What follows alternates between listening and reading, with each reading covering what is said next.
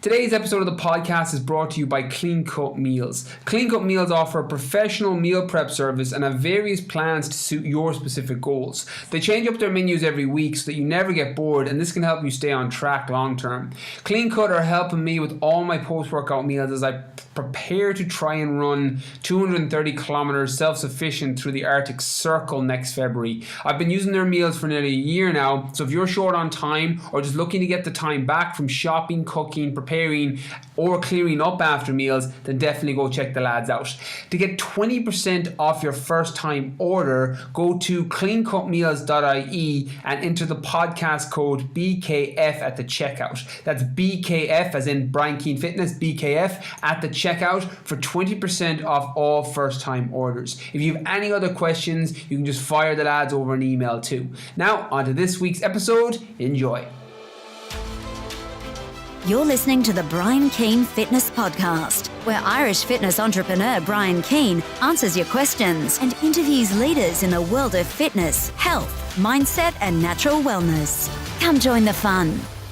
Hey everybody, welcome to another episode of the BRIAN KEANE Fitness Podcast, where we talk everything fitness, nutrition and mindset to help you with your goals. Today's episode is a Q&A, and I've pulled these questions from my Instagram, Brian_Keane_fitness on Instagram. So a mixture of the awesome question feature on Instagram stories, a couple of questions from there, some from Instagram live, and then a few from Instagram DM. So because of the website revamp at the minute, I'm putting a couple of changes on there. Most of the questions that I've taken for today's episode and for the next couple of episodes are via Instagram, purely because of, as I said, the website revamp and a couple of new things that are coming up onto the website in the coming months. So be sure to check out that, check out the blog, check out the podcast links are all up there on briankeenfitness.com, and links to my program and my new top 50 program. So a complete revamp of that program. So my BKF online program and my top 50 program are merging, so there is going to be a completely new algorithm built on the website for that. It's going to be a completely new training program, new nutritional setup, and a new guideline and structure for people graduating through that program. So that will be launching next month in November at some stage. So you can check on the website. There is a form that you can put in your details, put in your email. It just says for more information on the BKF online or for more information on the top 50, just put your email in there, and I'll send you details when I have that new program ready to launch, and you can decide if it's what you're looking for. And it's at some stage in November. I'll be running it in the lead up to Christmas, and then that'll be it until New Year's, because I'll probably run another one in New Year's depending on my schedule. So looking forward to that. So today's Q&A, as I said, all coming in from Instagram. So any questions you have, be sure to check out those Instagram lives that I do every week or the Instagram story Q&As, and we'll get straight into this week's episode. So first question comes in from an anonymous. Knowing versus doing, I know exactly what I have to do, but how do I take action on it? So I wanted to answer this question because I know it's a problem that a lot of people have, where they know what they need to do, but they still don't do it. And I have a mantra in my own mind that knowing and not doing is the same as not knowing. So there's no point having a piece of information in your head that you know is going to support you either in fitness, in business, in a relationship, in whatever area of your life that you're trying to improve on.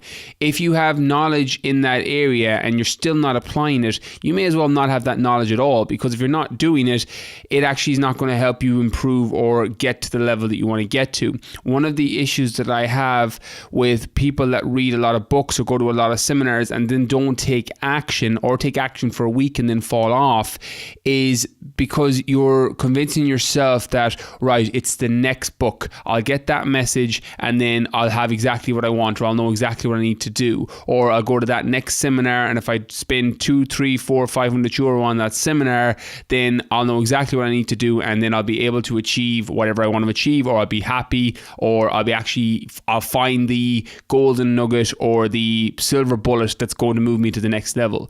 That's not how it works. I spoke in a podcast in August about motivation being complete bullshit. That motivation only gets you going. It's your habits that keeps you going long term. What you do every day. Tell me what you do every day and I'll tell you where you'll be in a year. And that's very, very similar to knowing versus doing. Because when you know you have to do something, if you don't apply it, nothing is going to happen from it. It's one of the issues that I have with the book, The Secret. And I'm a big believer in the law of attraction, power of intention, reticular activation system, the cognitive neuroscience that supports all these theories of the law of attraction. Whatever your belief system is, it doesn't matter. But I'm a big believer in the law of attraction with action, because you can't just sit and wish for shit to happen, because nothing fucking happens unless you do the work, unless you put the action steps in place. And that's sometimes a message that can be missed when people are reading about the law of attraction, or they're hearing about people that are achieving these great things. They're like, yes, sit down and visualize it, and you need to be able to see it in your mind's eye. And as I said in many podcasts previous, I believe that if you can see it in your mind, you can hold it in your hand, but you have to do the fucking work. If you don't do the work, nothing will happen. You can sit there and wish for more money in your bank account, or wish for your dream job, or had to have your own business, or wish for an amazing loving partner, or wish to have a six-pack or a flat stomach and a big bum. But if you don't do the reps, nothing happens. One of the reasons that I love fitness so much is it's an amazing metaphor for the rest of life. You can read about doing push-ups, you can read about doing squats, but nothing happens to your body unless you do the push-ups or you do the squats. It's the exact same with absolutely everything. You can know how to have an amazing relationship. You can know how to get your dream job. You can know how to start your own business. But if you don't put the action steps in place, then nothing happens. So the first thing is to realize that knowing and not doing is the exact same as not knowing. And that for anything to happen, yes, see it in your mind's eye, yes, visualize it, yes, believe it can happen and step into that version of the person that you want to become, but realize that you have to do the work. To piggyback on that then, when you realize that you have to do the work, ask yourself, why haven't you done it yet? Because that sometimes can be a more important question than anything else. And one of my mentors used to say to me that geniuses have great answers, and smart people have great answers, and geniuses have great questions. And a better question is, why haven't I acting on this? And when you know what you have to do and you don't do it, there's normally some form of psychological wall that's stopping you from applying the thing that you know that you need to do. Pulling back that layer of the onion, or pulling back those curtains to see what's behind, is normally a better question, because it allows you to figure out that, okay, I know I have to eat less food if I want to lose weight, but I'm still not doing it. Or I know that I can't be hooking up with random people every weekend if I want a serious relationship. Or I know I can't be spending my money every time my paycheck comes in because I want to save so that I have job security to actually apply for my dream job. That's where discipline comes in, and understanding that there's a reason that you do everything. And I have no issue with the problem. And I've spoken about this in previous podcasts. I do it with people I do one-day consulting with, or people I do business consulting with, that I have no issue with what your problem is. A lack of identification is the real problem. I don't care if you don't understand marketing. I don't care if you don't have enough sales. I don't care if you're a crappy personal trainer. But as long as you know what the problem is, we can put action steps in place in order to move you to the level, or move you to where you're trying to move to. But you can get ostrich in the ground syndrome, where you stick your head in the sand, or bury your head in the sand, and not actually ask the question, why haven't I acting on this? Sometimes if you're trying to lose weight and you're trying to get your body fat down, but you're still binge eating, you may be having an emotional response to somebody in your life, or to a negative job, or your willpower may be down, or you may just have your blood sugars out of balance, or a mineral or vitamin imbalance, for example, a magnesium deficiency, that may be causing you to have worse cravings. There's a reason for it. If you're going out every weekend and you're hooking up with people, even though you said that I'm not going to do that anymore, I want a serious relationship, but you're still doing it, you have to ask what emotional need is being served at that moment in time that's stopping you from getting what you really want. Your actions have to map to your ambition. And the same with looking to get a perfect job, or looking to start your own business, where you're spending money because you hate your job 9 to 5, and you're justifying, well, if I have a bigger TV, or if I have a nicer phone, or if I have these clothes, it will justify the shitty hours I spent for the last 40 hours because I hate my job 9 to 5. They're all masking and working as band-aids, and I can see them because I've done them myself.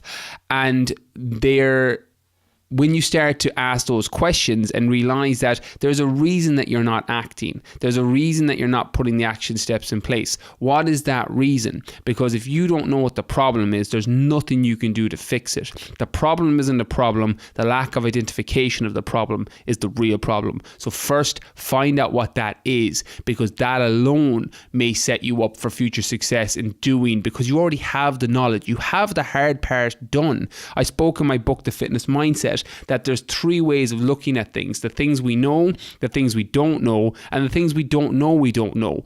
The things we don't know is that can really kill us, because we don't even know we don't know it.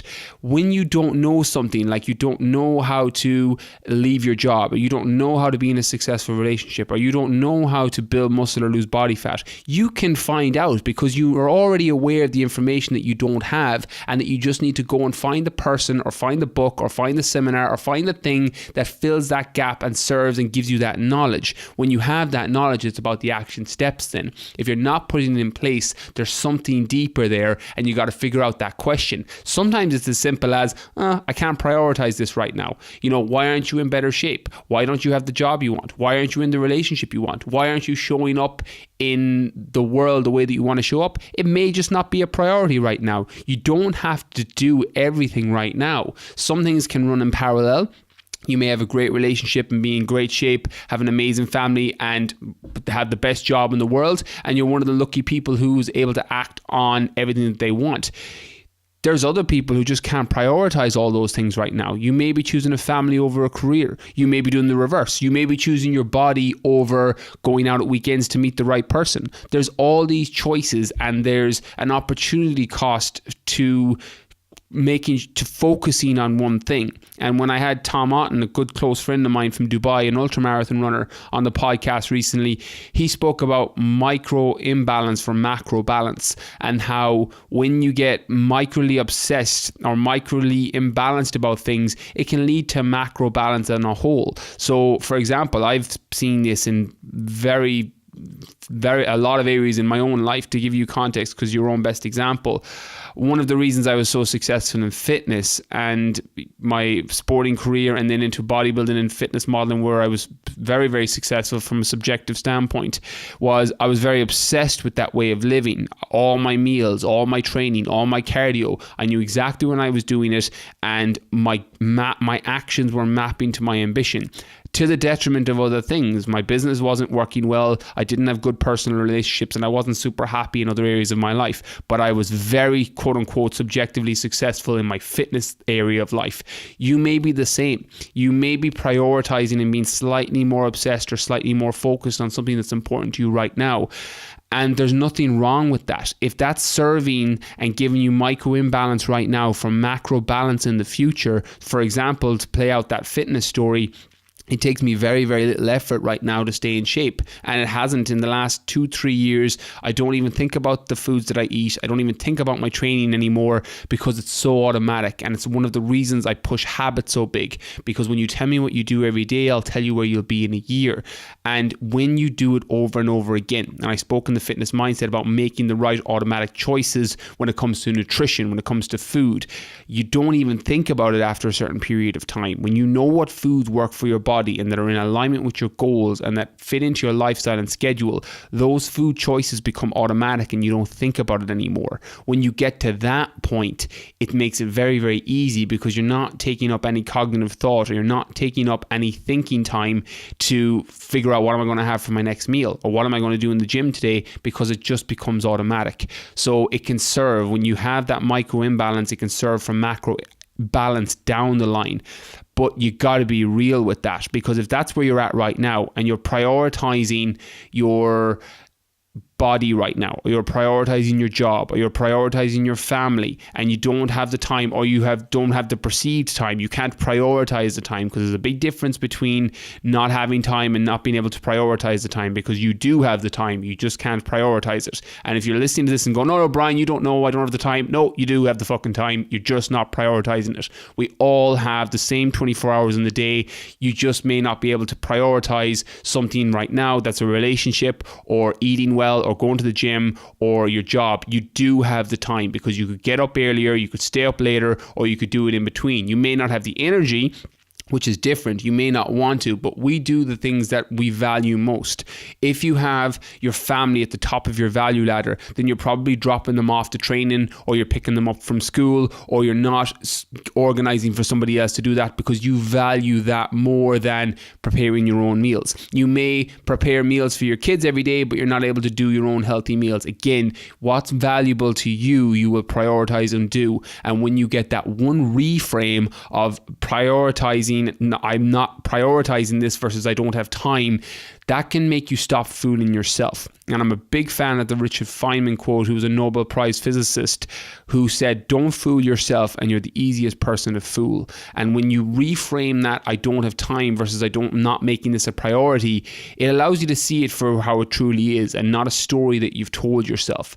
So when you combine all of these things and start realizing that you may just not be able to prioritize the thing that you want to do right now, that's fine. But just don't fool yourself into thinking that, oh, well, I know what I have to do, I just can't do it. Because that self-sabotaging talk is very, very negative, and it's just going to lead to a negative feedback loop of, well, I know what I have to do, but I can't do it. And then that becomes the story. And the longer you tell yourself that story, and the more frequently you tell that story, that's going to become your reality. And I'm going to come back to you in 5 years' time, and it's going to be the same problem. And we all see those people who've been talking about getting in shape for the last 5 years, or leaving their job for the last 6 years, or they're going to get serious in a relationship for the last 3 years. We all see people who are living in this fantasy world that they've convinced themselves, and it's just because that's the story they've repeated. That's on loop in their mind, because they haven't asked the question, well, why am I acting on this? Why aren't my actions mapping to my ambition? Why am I doing what I know I need to do? Why aren't I setting up the environment for good things to happen? I'm a big believer in luck is opportunity meeting preparation, and you can't control the external world, but you can set up the environment for good things to happen. And that's how I try and live a lot of my life. And again, I'll use myself for context. Outside external things you can't control. I can't control the amount of money that comes into my bank account directly, because it's up to other people to pay for my products or services or books or whatever it is that I have through my business. It's not up to me, but I can set up the environment by trying to provide as much value as I can and making the world a little bit better because I was here, and trying to set up that environment for good things to happen. You do the same with your fitness. When you're trying to get in shape, you don't necessarily make sure that the external world serves everything that you need, but by setting up your environment, having the right foods in your house, setting aside 45 to an hour, 3 to 5 days a week to train, you're setting up the environment for good things to happen. And when you reframe it like that, it gives you back full control. But you have to own it first. You have to own the fact that right now your environment isn't set up for good things to happen. You have to own the fact that you haven't asked the right questions yet, and that even though you know what you need to do, you're still not doing it. You have to own that, because when you own it, you can control it, and when you control it, you can change it. And that's how you shift from knowing versus doing. The last thing I'll add on that is realize that knowing versus doing and the habits are a lot like a merry-go-round. When I think about starting something new that I haven't done previous, that I know I need to, and I know I need to switch up my actions so that they map to my ambition, I like to picture a merry-go-round. And when you picture a merry-go-round in your mind, to get a merry-go-round moving first, it takes a lot of effort. It's like pushing a big tire up a hill. It takes a lot of effort to get it going and get it moving. But when the merry-go actually gets moving, it starts to build momentum and has this compound effect or snowball effect where good things continue to happen, and it just keeps moving on momentum. And then you just need a little bit of a push to keep it going. It's the same as pushing a tire up a hill. It takes a lot of effort to push a tire up a hill, but when you get it to the top, it's relatively easier to hold it there. And that's how habits are. At the beginning, they're difficult. They're very, very hard to implement. And the University of London says it takes 66 days to form a new habit. So always give yourself that time. And when you start to make these things automatic, and you set up an environment for good things to happen, and you start mapping your actions to your ambition, and you realize that it's going to take a lot of effort in the beginning, because anything worth doing takes effort in the beginning. You're getting into shape, your new gym program, your new eating regimen, your new job, job, a new relationship. All of these things take effort in the beginning to get off the ground and get moving. But once you set up the conditions for good things to happen, it makes it significantly easier to keep it going and keep the momentum. So just keep that in mind if you're struggling at the beginning, and realize that motivation is not going to keep you going. You may need to go back 6, 7, 8 episodes ago and listen to my episode on motivation is bullshit, because it is. It gets you going. You can listen to a song, you can listen to a podcast, you can get revved up and fired up, but it's what you do every day that's going to dictate how you behave and what you get or where your life goes. You don't decide your future. You decide your habits, and your habits decide your future. So when you keep that in mind, it makes you realize that there's nothing amazing about what other people do. They just have better habits or better routines in place. I love the Aristotle quote that greatness is what we do every day, and habits there aren't so much a reflection of a person, they're an act of having done the right things every day.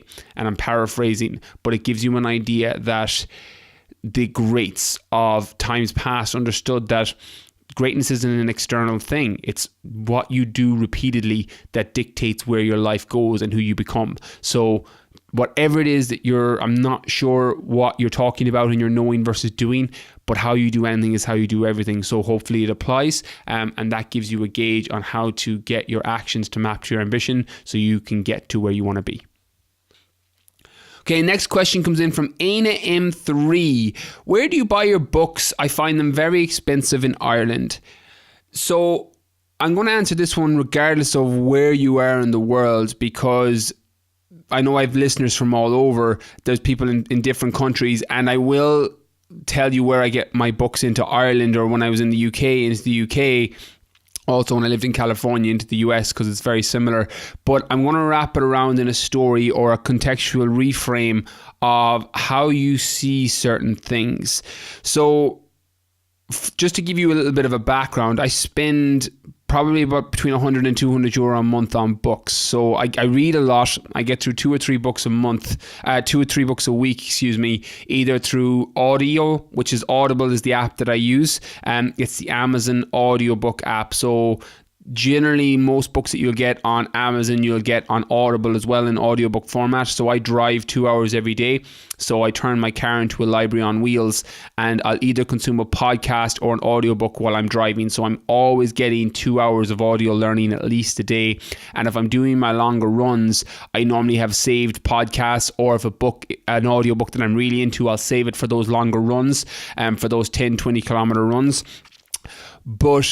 And then I buy physical books as well, because I read physically at weekends. My eyes generally don't be as tired at weekends. I sleep a little bit longer, and I tend to get through quite a lot of reading at weekends. So what I would offer here is similar to what I said earlier in the first question, that you will do what you value most, and your money and finances are similar. You will spend money on what you value most. And bear with me on this one, because when I was told this the very first time, I was like, no, that's not true. And then I made me realize that, hold on, maybe I'm just not seeing it from the right angle, because we all spend money on what we value most. If you value going out at the weekend and hanging out with your friends and spending 100 or 200 euro a weekend to go to a nightclub, that's what you value, regardless of what the subconscious or conscious reason for valuing it is, whether you're numbing out because you hate your job, or you're numbing out because there's something else going on in your life, or you just enjoy hanging out with your friends and that's your opportunity to do it. That's what you value right now, and that's what you're spending your money on. It's the same as if you're going to a seminar or you're buying a load of books and you're trying to improve your own knowledge or information on a topic. That's what you value the most right now, and you're going to spend your money on it. People do the same thing with clothing or makeup or hair or any of these things that make you feel better about yourself emotionally or physically, make you look better, and as a result normally makes you feel happier or higher self-esteem or more confident in yourself. We will spend money on the things that we value most, and we all do this in whatever area of our life. If you value your health, you're going to spend more money on your food. If you value your business, you're going to pump that money back into your business. If you value your family, you're going to prioritize making sure you've got things for the home over other necessities or other things that you would quite like to have yourself. We all do this, and books are the exact same. what you spend money on, or what you value, is what you will spend your money on. And I don't ever see 100 to 200 euro a month on books as a lot. And this is before I'm in a very, very fortunate place financially. But even before I was in that place, I had made the contextual reframe that if I buy this book and it makes my life a little bit better, or if it was a business book and it allows me to earn a little bit more money or serve people in a better way, then I've made my money back. And then it's just law of averages. If you spend 100 euro a month on books and you have a business, or you have something in your fitness in your life that you need to improve on, and you get a piece of knowledge from one of those 5 or 10 books that allows you to move that part of your life forward, then you've got infinite return on that investment. And that's how I see every book that I buy. If I buy 10 books a month, or I buy 20 books a month, I know that I'm going to get something that's either going to help me directly, which will improve my life and move me forward in health, wealth, love, or fulfillment in any of the 4 quadrants that I normally focus on, or it's going to serve other people in an external way that could potentially either provide me with higher self-esteem and fulfillment on what I'm doing, or potentially provide me with more money if people end up buying into a consultation or buying into a program or working with me directly. So there's lots of ways to reframe how you spend your money and how you see things like books. If you're, by all means, if you're spending a load of money on fiction books and you're using it for escapism, then you're probably not going to get that money back directly. But if it's making you feel happier and it's disconnecting you and making you feel less stressed, then it's probably going to have a net return at the end. So buying books and spending money on seminars, as long as you're putting the action steps in place with what you learn, similar to what I said earlier, knowing and not doing is the same as not knowing. But if you're buying books, reading them, consuming the information, and then applying it in your life, and it's making your life better in some way, shape, or form, then there's no real price point you can put on that. I always speak of one of my favorite books from Charlie Munger, who is half owner of Berkshire Hathaway, who own Coca-Cola. He's business partners with Warren Buffett, who is several times the world's richest man. And Warren Buffett's Poor Charlie's Almanac is one of my favorite books of all time, but I never really recommend it because it's an expensive book. It's about €100 to order, but I have got 100x return on that book from the knowledge that it's provided me and some of the life lessons that it's given me, and some of the ways to even see, even though he's an investment guru for all intents and purposes, he's a philosopher on life, and a lot of the ways that he sees the world has allowed me to contextually reframe the way that I see it. One of the reasons that I tell people to make sure that you're following the right people is because their thoughts become your thoughts. And the more you consume their information or read their books or listen to their podcast or just put their information into your mind, you will start to see the world that way. And that book, even though it costs more than most people spend on a month or a year in some cases on books, I've got 10x return, 100x return on that book. And when you change the way you look at things, the things you look at change. And quality is going to probably serve you better over quantity if you're struggling with money right now. But you also have to ask yourself, what else are you spending your money on? Because if you're spending €100 out every Saturday night because you're drinking in pubs from 6 p.m, that money is never going to come back to you. You're never going to get a return on that. And I'm not saying don't go out with your friends, but maybe don't go out and spend €100. Maybe have some pre-drinks in your house, spend €10 on some cans or some bottles of beer, have them in your house, and then go out and spend €50. Now you're saving €50 every Saturday night. That's €200 a month, and that adds up to over 2,000 a year that you're going to save, that you could potentially put back into books or into seminars, into programs, into courses that move your life forward in some way, shape, or form. So all I'll ask is just change the way you're seeing it if you need to change the way that you're looking at the current situation of how you're spending money. Where I buy my books, I get most of mine from Amazon. So I use amazon.co.uk, or I use the book depository, or I'll go into any secondhand bookstores. If I ever walk by a secondhand bookstore, I'll normally walk in and I'll have a scroll through the psychology section, through the business section, or through the classics, which are normally my personal favorites, and I will see if there's anything there that pops out. Normally, the reason that I'm able to spend, or the reason that I spend a lot of money on books, is if I get an audio version of a book that I really, really like. For example, I love Essentialism by Greg McKeown. I love Mastery by Robert Greene. I love Influence by Robert Cialdini. They're all audio books that I listen to first. But when I saw the physical copies in secondhand stores, I picked them up straight away because I'm like, I'm going to reread that book. Because one of the things that have helped me and has served me a lot over the last 12 to 18 months, even though I'm reading a lot of new books, is going back and rereading my favorites. Because every time you read a book that has served you in the past, your life is normally in a different place right now, and you end up getting something else from it. I've heard a lot of people say this about the mindset section of my book, that they reread it after 6 months and they're like, it was a totally different book. I got a completely different message. And that's what happens.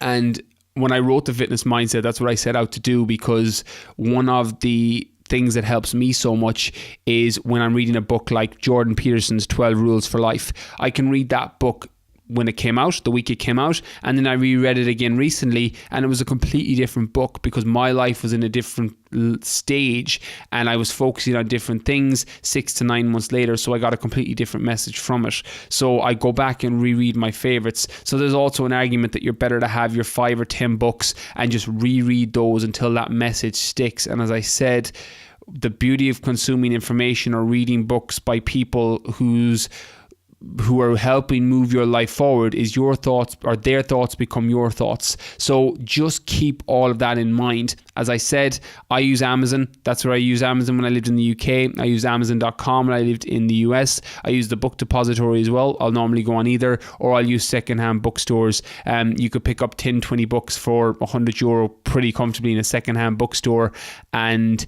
But again, quality over quantity. You're better off spending 20, 30, 40 euro on the book that you really need, that's going to help you, than going with the 3 or 4 euro book that just sits on your shelf that you never read. So that would be my advice on that. And hopefully that helps, Anna. Okay, next question comes in from C Brady 7891. What's the best advice you've ever been given regarding fitness? So I've been given a lot of advice when it comes to fitness, nutrition, training in general, and there's one that always sticks out to me. And I put this in the training section of the fitness mindset. So for those of you who have listened to the audiobook or have read the physical book, you may be familiar with this. But the best piece of advice I've ever been given is leave your ego at the door.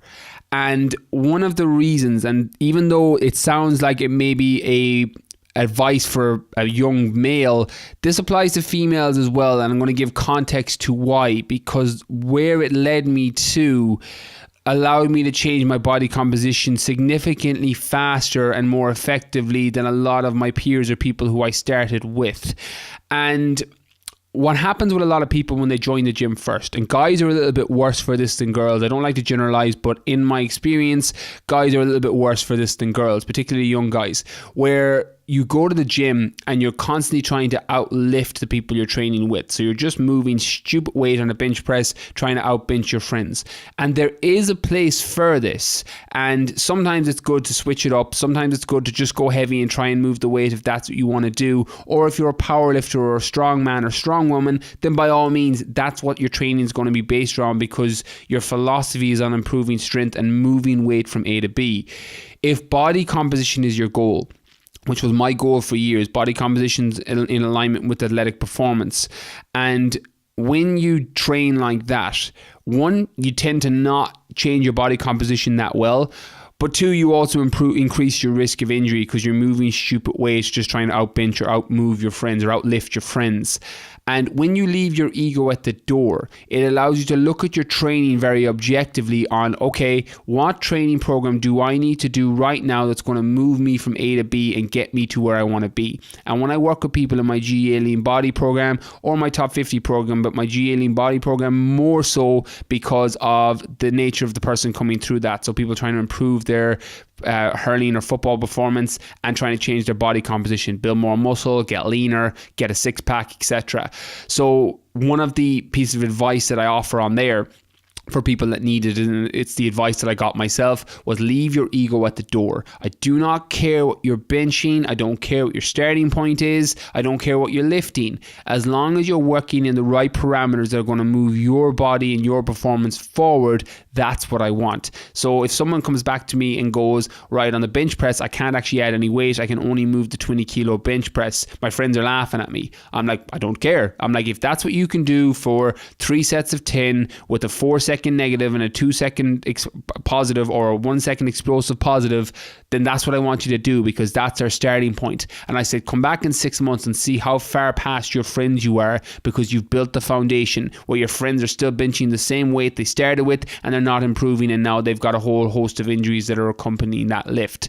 So when you set up and have your goal of what it is you're trying to achieve, and again, going into the gym with a random training program and then random eating leads to random results, you need to execute on something that's specific to your target, and you can't hit a target you can't see. So you need to be specific with your goals. Doesn't matter what that is. If it's trying to lose body fat, if it's trying to get a bigger bum, if it's trying to get faster and stronger for your athletic performance, as long as you know what you're trying to hit, you can reverse engineer your training program off the back of that. You can reverse engineer your nutritional strategy off the back of that, and you can work towards that specific target.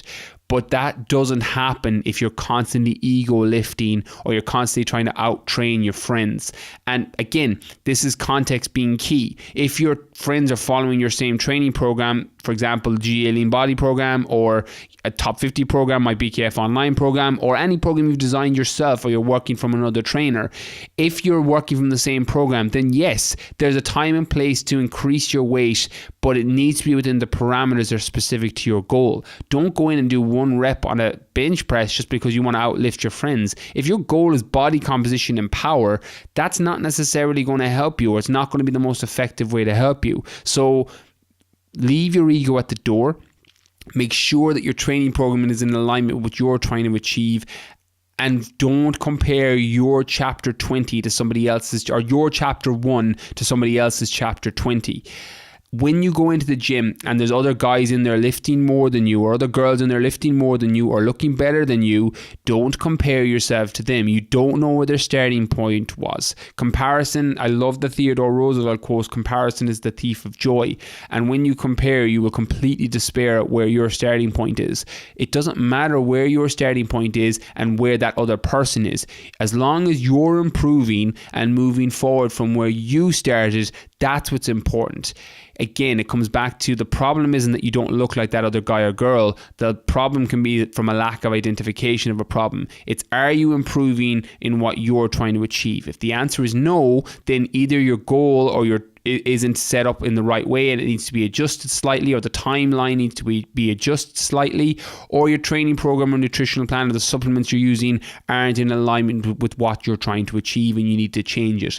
It's direct feedback. It's the reason that I love the gym so much. It's the reason I love training so much, because you have direct feedback on, are you improving? Are you getting better? If your goal is to lose body fat and you're not losing body fat, then what you're doing isn't working and you need to change it. If you're losing body fat and what you're doing is working, then you can keep doing that. I had a girl message me recently on Instagram and was looking to lose body fat, and she said, I'm eating a small chocolate bar every day, but I'm still losing body fat. Should I cut it out? Everyone says that I shouldn't be eating chocolate every day. I'm like, well, if you're losing body fat and you're getting leaner and you like chocolate and it's working for you, I'm like, keep it in. I was like, why would you change it? I was like, if you're finding something that's working for you, and it's, again, obviously whatever effect it's having on our body, possibly the emotional enhancement of certain foods, including foods that you like. It's why flexible dieting works for some people. If you're moving in the direction you want and you're happy in the way that you're doing it and you're progressing, keep doing that. It's the high end of, you can't be happy at a destination if you're not happy on the journey. But don't fool yourself. If you're eating a chocolate bar every day, or you're eating foods every day and you're not progressing and you're not losing body fat, and that's the end goal, then you need to change it. We really, really overcomplicate training and nutrition and fitness. Is what you're doing working? If what you're doing is working, it's sustainable long term, and you're enjoying the process, and you're not questioning something like a 6-week bar diet or juice diet, which will probably work. You'll definitely lose weight doing that, but you won't sustain it. And because you're miserable throughout the whole 6 weeks, you're not going to be able to sustain that long term. But if what you're doing is working, it's sustainable long term, and you're enjoying it, and you're moving in the direction of what you're trying to achieve, either building muscle, losing body fat, improving performance, improving energy, sleep, whatever your goal is, if you're doing that and it's working, keep doing it. If you're not, then you need to change it. So those two things are probably the best piece of advice I ever got. Leaving your ego at the door being my main one as an ego lifter 18-year-old who just wanted to outbench all my friends. It was the best piece of advice I got, because my body composition changed faster. I was able to progress a lot quicker because I went back to the basics and wasn't focusing on other people. And how you do everything is how you do anything. So when I would go into the gym and I would see somebody lifting 3 times my weight, I wasn't even focused on them because I was trying to get another 2.5 kilos on my bench press. And when you reframe that, you're not comparing and despairing, which is what happens to some people. It's why they quit and leave the gym or stop training, because they're comparing themselves to, well, why don't I look like that person? I've been training for 3 weeks. Or why don't I look like that person? Or why can't I lift as much weight? And that person's been in the gym for the last 10 years and you just didn't know it. So it's very, very important to compare yourself to where you were. That goes for all areas of your life, your business, your relationships, your fitness. Where was your starting point? Are you moving forward from that? Are you getting better? Are you improving? If you are, then keep moving in that direction. If you're not, you need to change it and use it as direct feedback. So hopefully that helps. That was my personal best piece of advice. Curious one on this. If you had a piece of advice that really supported you, hit me up and let me know on Instagram as well. On the wall of my Instagram, there's a photo with this episode. Just comment underneath if there is a piece of fitness advice that you got that really, really helped you. Or hit me up on DM or put it on your Instagram story and tag me. So the best piece of fitness advice you got, a little bit of a call to action. Actually, the story, that's going to be my favorite one because it's the one I check. So put up your best piece of fitness advice that you ever got onto your Instagram story. Tag Brian_Keane_fitness, and I'll check those out today as well. Because I'm always curious on what advice other people have got, but that's the best one that I got personally. Okay, next one. Tips on becoming comfortable in your own body and not stressing what others think. An anonymous question. So I have a couple of things that I'll offer here, but the truth is, a lot of the things in life that make us miserable comes from a fact that we give too much weight to the opinions of other people. So before I get into actual practical tips on how to be more comfortable in your own body, the reality is, when you pull back the layers of what's making you feel uncomfortable and what's making you stress out, it normally has to do with the opinion of other people. And again, this varies depending on whose weight you give the most words to, or whose opinion you value either consciously or subconsciously. But if you can answer this question, I promise you, you nearly overnight will feel the weight of the world coming off your shoulders. And that question is, who are you misproportionately giving weight to that doesn't deserve to have weight carried? Or whose opinion are you taking on board and letting in, whose opinion shouldn't matter to you? That may be your mum, that may be your dad, that may be your husband or wife, or someone in your workplace. Or it may be just random people in general in society. I see this all the time on social media where people are worried. Social media is my favorite because it's a blessing and a curse. It's an amazing world that we're in. You can build an entire life off the back of these incredible platforms and connect with people all over the world. But it also limits people because of the stress factor of posting something because, what will other people think? Or the other fronting on social media where you put up the perfect picture of your relationship even though you're fighting all the time. Or you put up a perfect picture of your body in the amazing light or with a filter because you feel insecure about the way you look. And when you start to realize that you're giving weight to the opinions of others in society and random strangers in a lot of cases on social media, and how ridiculous that whole concept is that you're giving their word weight, it makes you take a pause and makes you step back and understand that all your unhappiness and all your stress and all your discomfort is coming from just giving too much weight to the opinions of others. And something that I say regularly on this podcast, and it's the advice I always offer to my younger self if I'm asked on other podcasts or anytime I'm giving paper interviews or magazine interviews, when they ask advice I'd offer my younger self, it's don't let other people's opinion become your reality. And what we do is we let other people's opinions dictate the direction we take our life. We let other people's opinions decide what we do. We let other people's opinions dictate how we feel. And if you've ever put up an Instagram post or ever put up a social media post and someone's commented and it wasn't very positive, you've let somebody else dictate the way that you feel by giving their opinion too much weight. And I've done this. I've done this myself as someone that really struggled with the social media game initially from negative comments or negative feedback, and it used to rock me. I used to be as mentally strong. A lot of the calluses on my mind and mental toughness that I've developed, and it's been created by design. It's not natural by any stretch. The way that I think and the way that I see the world now is all learned. It's not innate. It's not automatic, and none of it has been. It's one of the reasons that I try and articulate it in words to serve and provide value to other people, because I've been there where I felt mentally weak. I've been there when I let other people's opinions dictate my reality. I've been there when my mood has been affected in the way that I look or the way that I am be affected by the words that others throw at me.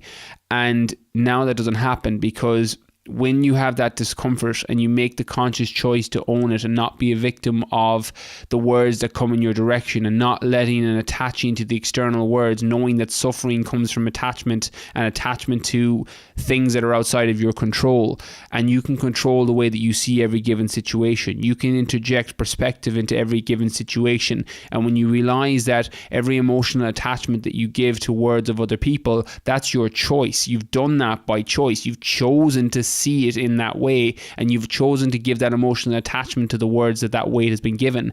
And one of the most important things that I've done, and I'll share it in the hopes that it helps, is asking yourself the question, why did that land? Or why did that resonate? Or why did that hit me the way that it did? And the analogy I like to use is that of a purple polar bear. If somebody comes online or in your office or in, you hear through back channels, called you a purple polar bear, it just kind of washes over you. It doesn't really land. It doesn't resonate. You're like, what the fuck? I'm not a purple polar bear. Don't be ridiculous. And then you forget about it. But when somebody calls you fat, or somebody calls you stupid, or somebody calls you insecure, or somebody calls you whatever name or label or adjective that you want to put, and it lands and resonates, you have to ask yourself, why did that land and resonate? Why did that affect me when the purple bear comment didn't? And normally in my case, again, you're your own best example, so I'll offer how I've dealt with this, is putting it back on me and owning that okay, somebody called you stupid. Why did that land with you? Why did that hit you emotionally? Why did that make you angry? Because when you own the feeling that comes in, or you own the emotion that you're feeling, you can control it. And when you control it, you can change it. Or you can bury your head in the sand and you can let it wave past you, and you can do the suppression, projection or escapism that comes with a lot of things. So what I've found helpful for me is understanding that when you're attacked psychologically or emotionally, we tend to react in one of three ways. We tend to either suppress the emotion or the words that have been thrown at us, we tend to project it, or we tend to escape from it. Suppression is where you bury it deep down and you just say nothing, and you just kind of bury it. Somebody calls you stupid, or someone calls you fat, or somebody is just aiming negativity in your direction, you just suppress it and you say nothing. This normally leads to people exploding. You see it in relationships all the time with the straw that broke the camel's back, where nothing is said about a given situation, nothing is said, and then somebody breaks a plate or a dish and the guy or the girl completely freak out. That's suppression, and then it's acted out in a negative way. Projection then is the opposite, where you're projecting all your insecure shit onto somebody else. And that's what I find in a lot of cases. I never take words to heart when people aim any negativity in my direction, because it's not a reflection on me. It's normally a reflection on them and what's going on with them. And if I have to be that wall or the thing that absorbs that comment so that it can help them deal with it, I'm totally okay with that. And you realize that when people are feeling negative, and I spoke about this in the podcast, how to deal with negative people, that when people are negative, hurt people, and it's normally just a projection of what's going on with them. It has nothing to do with you. If somebody shouts at you or roars at you or calls you stupid or calls you fat or calls you ugly, that has nothing to do with you. That's normally a projection of what's going on within that person, and that's their way of handling it. It's their way of dealing it. And when you're able to remove yourself from that, you don't get annoyed by people anymore. Like, I very rarely get annoyed. Again, the same as most. If you're not feeling good, or you haven't slept, or you haven't eaten, or in my case haven't trained, I'm a little bit more edgier than normal. But when somebody else is being a dick or being miserable, you realize that, yeah, that's their thing. That's their own insecurity that they're projecting onto me. And I'll see it all the time. If somebody comments where something's really landed with them, where they're like, you can't fucking say that, I'm like, whoa, no, you can't say that, because it's your own insecurity that you're projecting onto me. Now go project your shit elsewhere.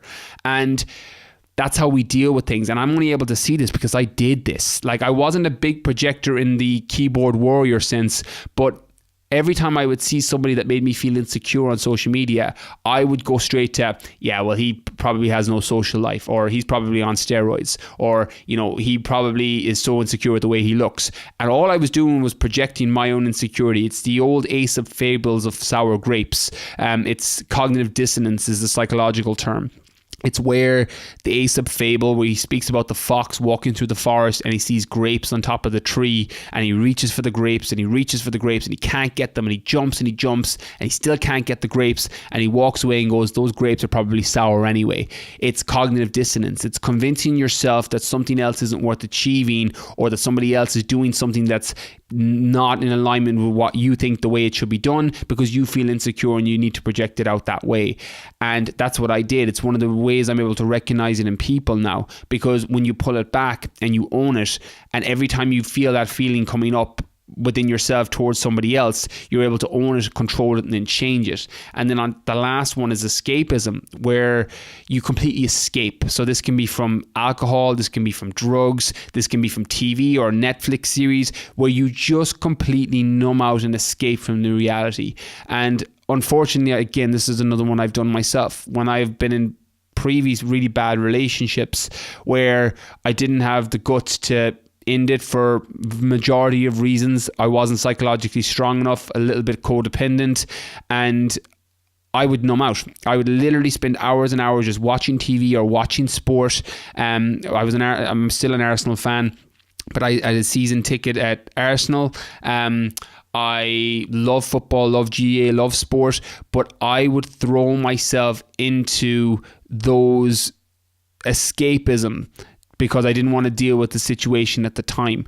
And again, it's not necessarily wrong to escape all the time, but when it's your primary way of dealing with the situation, it becomes very, very negative. And I've had to catch it myself now, because it's my go-to. I will automatically go towards escapism. I've had my own issue with alcohol. I've had my own issue with drugs. I would automatically go towards escapism. If I'm feeling a discomfort coming up within me, I normally just want to escape from it and numb out from it. And that's something I have to catch. So knowing that if you're not feeling very secure in the way that you look emotionally, they're normally the three ways you'll deal with it. Or dealing with words that are coming at you from the external opinion of others. You'll normally escape from it, you'll normally project it, or you'll normally express it, or you'll suppress it in some way. So understanding that helped me a lot. And not stressing what others think comes down to just not giving the words the weight that you're giving them right now. And I did an episode 91, which is one of my most downloaded episodes, how to stop caring what people think about you. I would recommend listening to that after this. And I spoke about when you understand the people who are truly important in your life, your 5 people, your average of the 5 people you spend the most time with. When you identify who those people are, you can give their words weight and nobody else's weight gets to carry words.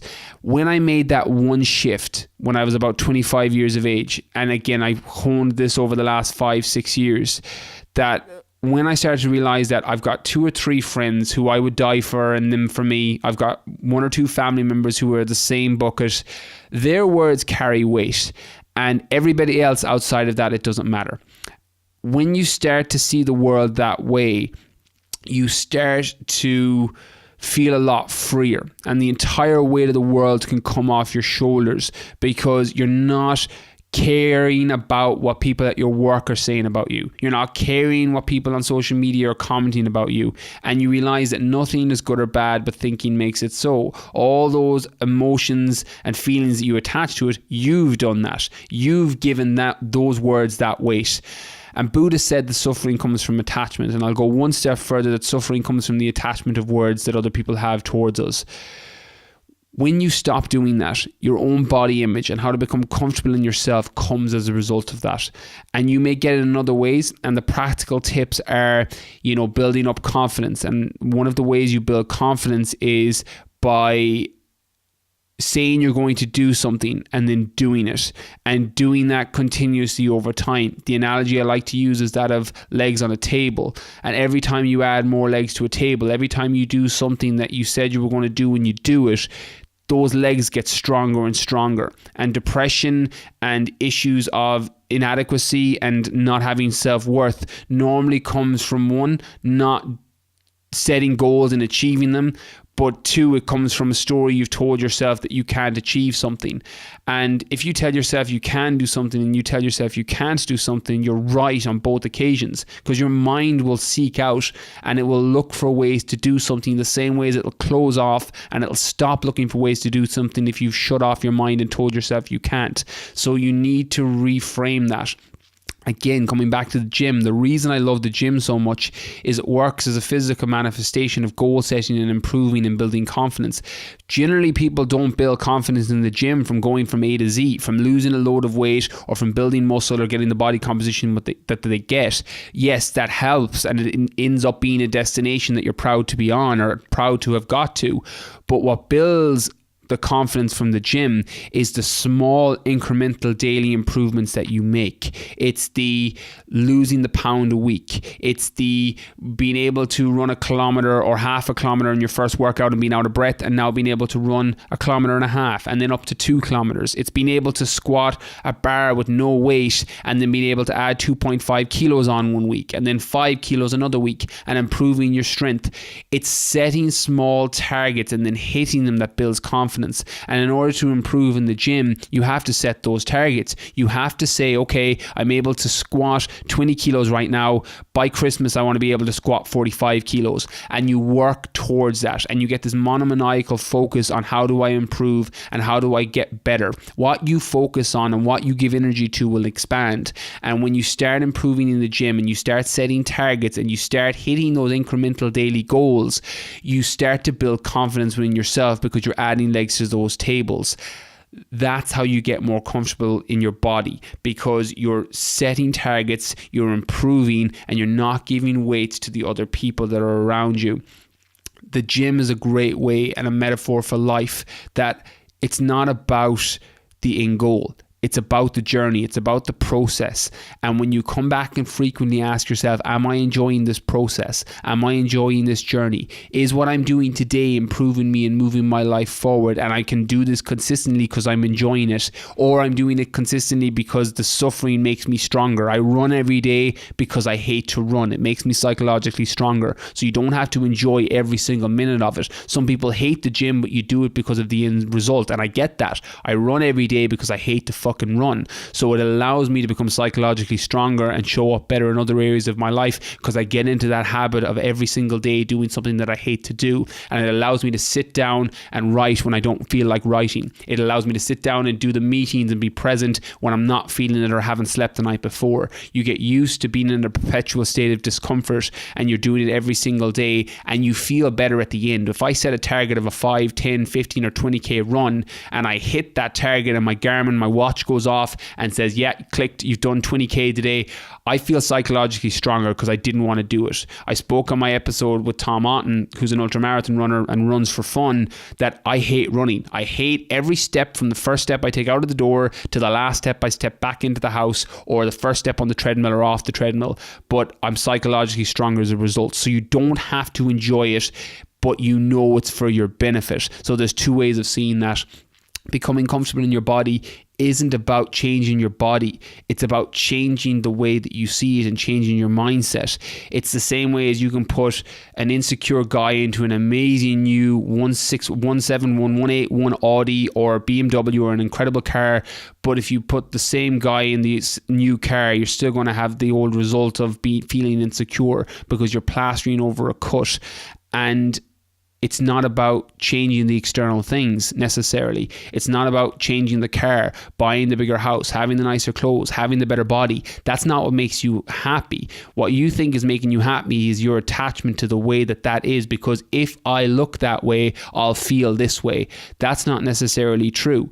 But what will improve you is the person that you become on the journey. If you're setting those goals and you're hitting daily incremental improvements and you're becoming a stronger version of you, the goal should never be the thing that drives you. It's the person you become, because what happens when you set a goal and you achieve it, and I've lived this firsthand. When I used to compete as a fitness model, I came 8th in the world in Las Vegas.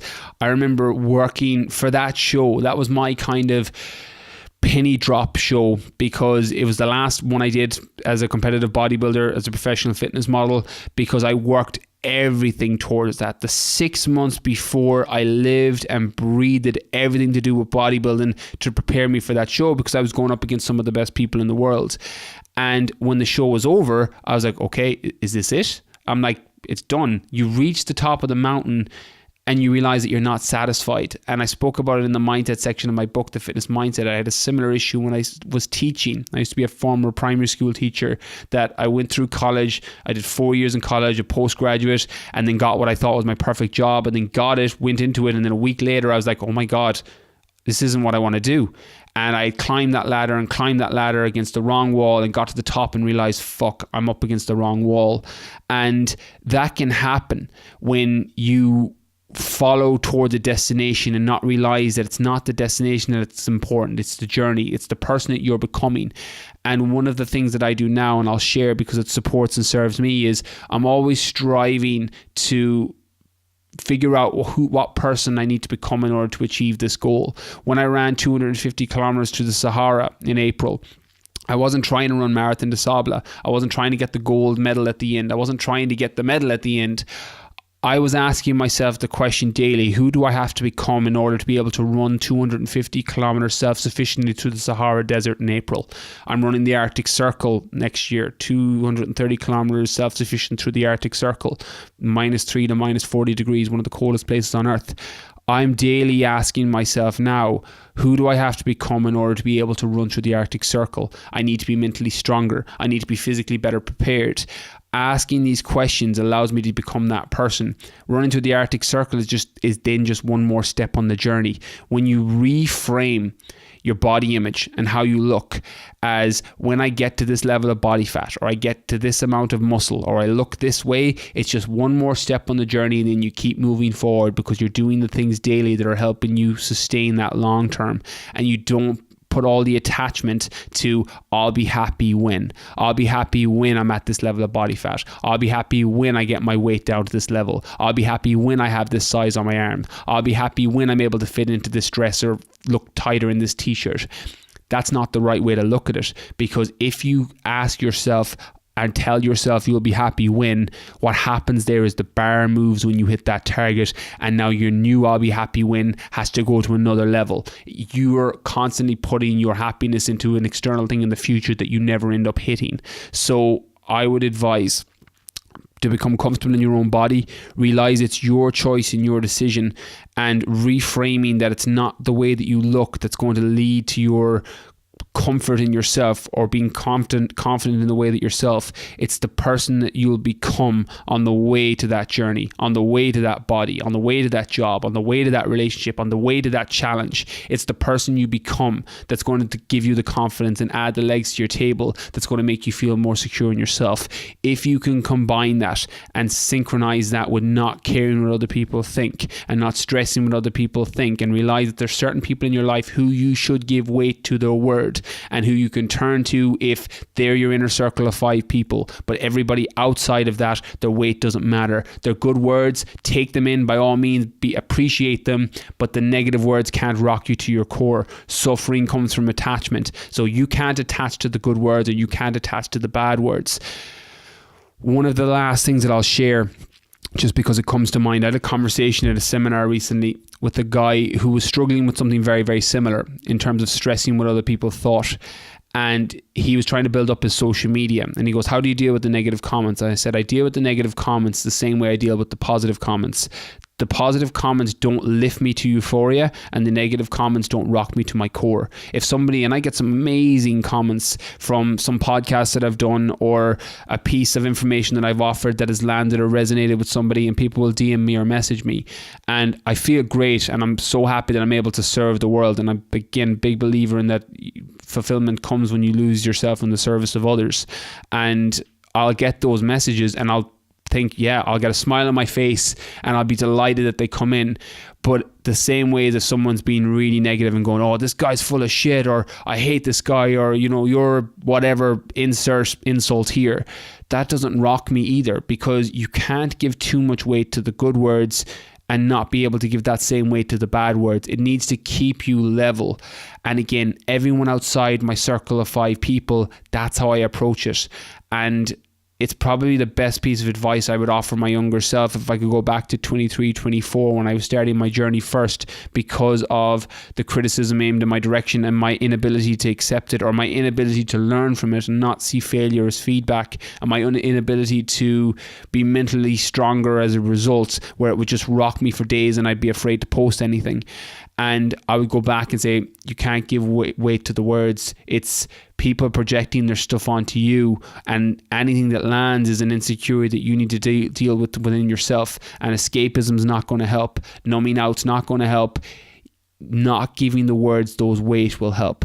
Realizing that you could potentially learn from the comments that do hit and do resonate and do land, particularly the negative ones, because they can be constructive feedback on how you can get better. Constructive criticism can be an amazing thing, but you also have to realize when people are just being negative wankers, so not to take that in.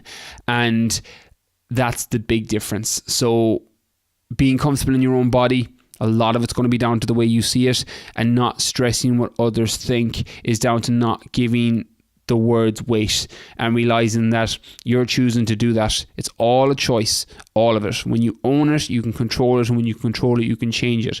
Every thought you've had up to this point, it's been your thoughts. Every attachment you've had to this point, it's been your thoughts. Every discomfort you felt about your body, or about the way you see the world, or about the opinions of other people, you've chosen to see it that way. But until you own it and realize that it's you that's done that, you can't control it. And if you can't control it, you can't change it. So to finish on this, for becoming more comfortable in your own body, for not stressing what other people think, for not doing the things that you need to do, or not seeing the world the way you need to see it, you need to own it. Own it all. The good, the bad, the ugly, own it all, because when you own it, you can control it, and when you control it, you can change it. So that is all the questions from today's podcast episode. If you haven't checked out my book, The Fitness Mindset, on audio, be sure to go check out audible.co.uk at the end of this podcast. It's me reading it, and there's no swearing, which people have messaged and said that's really weird that you haven't sweared once in your audiobook, which I haven't. Also, I'm speaking super slow in it because they made me slow down, so you can potentially go to 1.5x speed, and it'll probably be my normal sound or my normal speed of talking. So go check that out on audible.co.uk. Or audible.com, whatever's easier for you.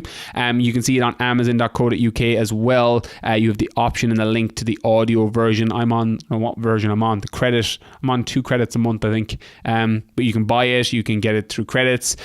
Get your friend to send it to you. Don't care. If you think you need the book, download it on torrent. Like, makes no odds to me. I'd rather you get the information and have the knowledge that's in there, or have the information that's in there that will hopefully move and serve you and move your life forward. So go check that out. Fitness Mindset on Audible or amazon.co.uk. Thanks for listening. Catch you all next week.